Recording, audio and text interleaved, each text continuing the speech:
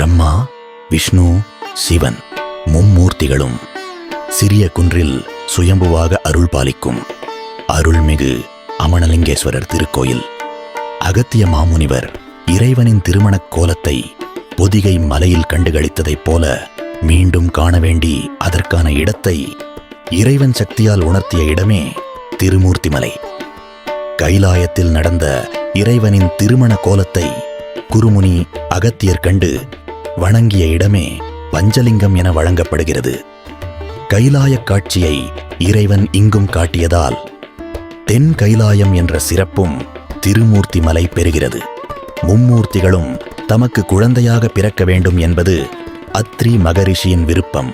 அவரது மனைவி அன்னை அனுசூயா தேவியின் கற்பின் மகிமையை உலகிற்கு எடுத்துக் காட்டவும் பிரம்மா, விஷ்ணு, சிவன் ஆகிய மும்மூர்த்திகளும் இங்கு தோன்றினர். ஒருமுறை அத்ரி மகரிஷி வெளியே சென்றபோது மும்மூர்த்திகளும் அனுசூயா அன்னையிடம் வந்து தங்களுக்கு நிர்வாணமாக பிச்சையிடுமாறு வேண்டினர். அனுசூயா தேவியும் தனது கணவனை மனதால் நினைத்து தீர்த்தத்தை மும்மூர்த்திகள் மேல் தெளிக்க மூமூர்த்திகளும் குழந்தைகளாக மாறினர்.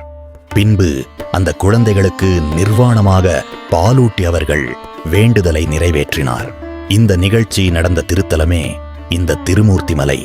அனுசூயா தேவியால் குழந்தையாக மாறிய மும்மூர்த்திகளும் இத்தலத்தின் 8 கால் மண்டபத்தின் அருகில் விளையாடிக் கொண்டிருக்கும் பொழுது அருகிலுள்ள சஞ்சமலையிலிருந்து கல் ஒன்று உருண்டு வந்தது.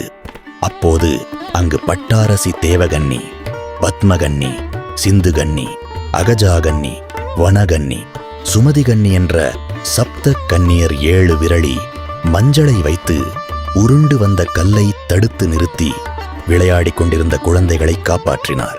அப்படி உருண்டு வந்த கல்லிலேயே மும்மூர்த்திகள் ஐக்கியமாகிவிட்டனர். இத்தலத்தில் சப்த கன்னியர்களுக்கும் தனி சந்நிதி உள்ளன. இது ஒரு குடைவரை கோயிலாகும். மலையின் மீது பஞ்சலிங்கம் உள்ளது.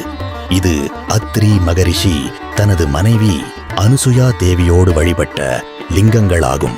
இன்றும் அவர்கள் தினமும் பஞ்சலிங்கத்தை வழிபடுவதாகவும் இங்குள்ள 8 கால் மண்டபத்தில்தான் மும்மூர்த்திகளும் தங்கியதாகவும் கூறப்படுகிறது. இறைவன் அருள் புரியும் திருத்தலங்களில் இந்த திருமூர்த்தி மலை மிகவும் சிறப்பு வாய்ந்தது. ஏனெனில் இத்தலத்தில் இறைவன் குழந்தை வடிவில் அருள் பாலிப்பதாக ஐதீகம். எனவே கேட்டதெல்லாம் கிடைக்கும்.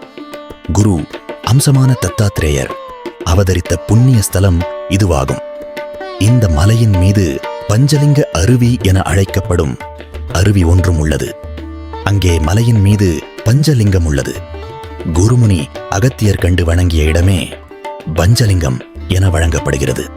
இங்குள்ள சிவபெருமானுக்கு மும்மூர்த்தி ஆண்டவர், அமணலிங்கேஸ்வரர் என்ற பெயர்களும் உண்டு. இவருக்கு மும்மூர்த்தி ஆண்டவர், திருமூர்த்தி ஆண்டவர் என்ற பெயர்களும் உள்ளன. அமணன் என்றால் குற்றமற்றவன் என்பது பொருள். குற்றங்களில் இருந்து நீங்கிய இறைவனே இத்தல இறைவனான அமணலிங்கேஸ்வரர். அமணலிங்கம் என்றால் அழகிய லிங்கம் என்றும் பொருள்படும்.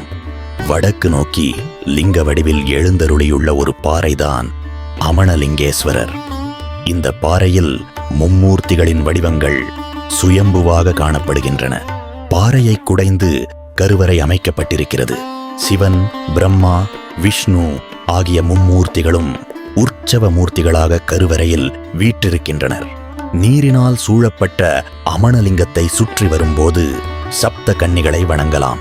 இங்குள்ள 8 கால் மண்டபத்தில்தான் மும்மூர்த்திகளும் வந்து தங்கியதாக சொல்லப்படுகிறது. இந்த ஆலயத்தில் தல விருட்சமாக அரச மரம் உள்ளது. தீர்த்தமாக தோணியாறு இருக்கிறது. இந்த ஆலயத்தில் விநாயகர் சுந்தர கணபதி என்றும் முருகன் பாலசுப்பிரமணியன் என்றும் அழைக்கப்படுகின்றனர். அமணலிங்கேஸ்வரர் கோவிலின் முன்பு 30 அடி உயரமுள்ள தீபகம்பம் காணப்படுகிறது. இதன் அடிப்பாகத்தில் அஷ்டதிக்குகளை நோக்கியவாறு பத்ரகாளி, வனதுர்க்கை, விசாலாட்சி, ஊர்த்துவ தாண்டவர், அகோர வீரபத்திரர், ராமர், நரசிம்மர், வேணுகோபாலர் ஆகியோரது சிற்பங்கள் வடிக்கப்பட்டுள்ளன. இங்கே முருகப்பெருமானுக்கும் விநாயகருக்கும் தனித்தனி சந்நிதி அமைந்துள்ளது. 2 பேரின் சந்நிதிக்கு நடுவில் உள்ள வருடிக்கல் என்பது மிக பிரசித்தம். இந்த கல்லில் தேங்காய் வைத்து வழிபட்டால் விரைவில் பிள்ளை பாக்கியம் கிடைக்கும் என்பது நம்பிக்கை. மும்மூர்த்தி ஆண்டவர், திருமூர்த்தி ஆண்டவர், தெற்குச்சாமி, கஞ்சிமலையான், தென்கைலாய மூர்த்தி என்றெல்லாம் இறைவனை அழைக்கும் உன்னதமான திருத்தலம் இது. நம்மிடமுள்ள ஆணவம், கன்மம், மாயை ஆகிய 3 தீய குணங்களையும் நீக்கி அருள்பவர் என்று சிவனாரை போற்றுகின்றனர். இவரை வழிபட்டால் பஞ்சபூதங்களையும் வழிபட்ட பலன் கிடைக்கும் என்பது ஐதீகம். குறுமிளகையும் உப்பையும் திருமூர்த்திகள் மீது ஈட்டு வேண்டிக் கொண்டால் தங்களது குறைகள் நீங்கிவிடும் என்பது பக்தர்களின் நம்பிக்கையாக உள்ளது. இத்தலத்தின் தீர்த்தம் தோணியாறு, தலமரம் அரசமரம்,